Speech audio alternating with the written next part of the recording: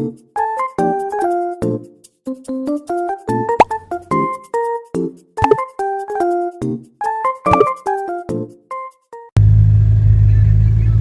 Everyone, welcome to my channel লিটাস লাইফস্টাইল।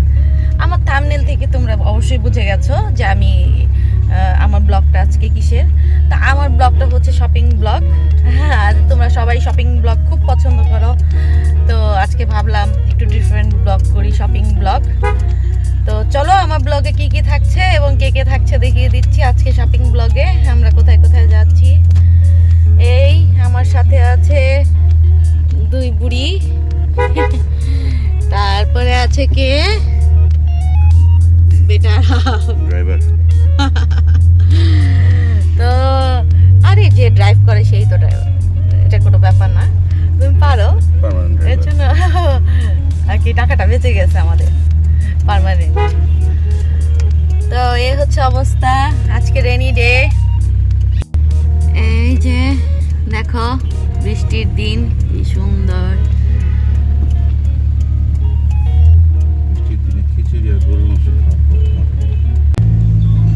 কি সুন্দর বৃষ্টির দিনে আমরা ঘুরছি।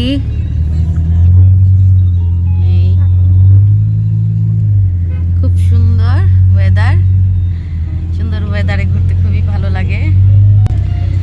আমি এখন আমার স্যারের সাক্ষাৎকার নিচ্ছি। স্যার বলেন আমরা এখন কোথায় যাচ্ছি? ফার্স্টে আমি জানি না, তোমরা যেটা আমাদের মাসকাবাড়ি বাজার করার জন্য। তোমরা যেখানে যাইতে বলবা সেখানেই যাবো। প্রথমে কি আপনি মাছের বাজারে যাবেন? মাছ মাংসের বাজারে গিয়ে তারপর শপিং মলে যাওয়া ভালো না, নাকি না আগে শপিং মলে যাওয়া? শপিং মলে গেলেই ভালো। ওকে, পরে কাপড় চোপড় কাদা কাদা হয়ে যাবে। আচ্ছা ঠিক আছে। আমরা গান শুনতে শুনতে যাচ্ছি। প্রথমে শপিং মলেই যাব, তারপরে ফিশ মার্কেটে যাব।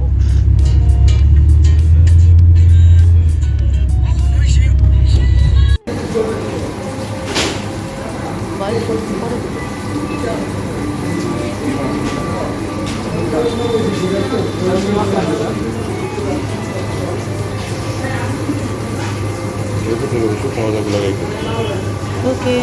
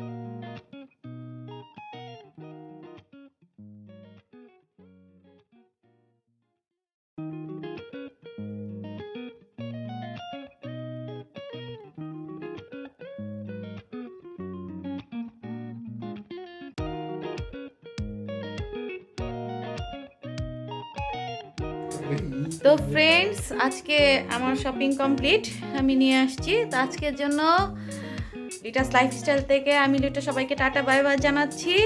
আর হ্যাঁ, কি কি শপিং করলাম সেটা দেখিয়ে দেবো আমি নেক্সট ব্লগে। তো কি কি শপিং করলাম সেটা দেখার জন্য নেক্সট ব্লগে আবার চোখ রাখুন। আজকের জন্য টাটা বাই বাই। আর আমার চ্যানেলটিতে অবশ্যই লাইক, শেয়ার, সাবস্ক্রাইব, বেল বাটনে ক্লিক করে আমার পাশেই থাকবেন, ভুলবেন না। হ্যাঁ।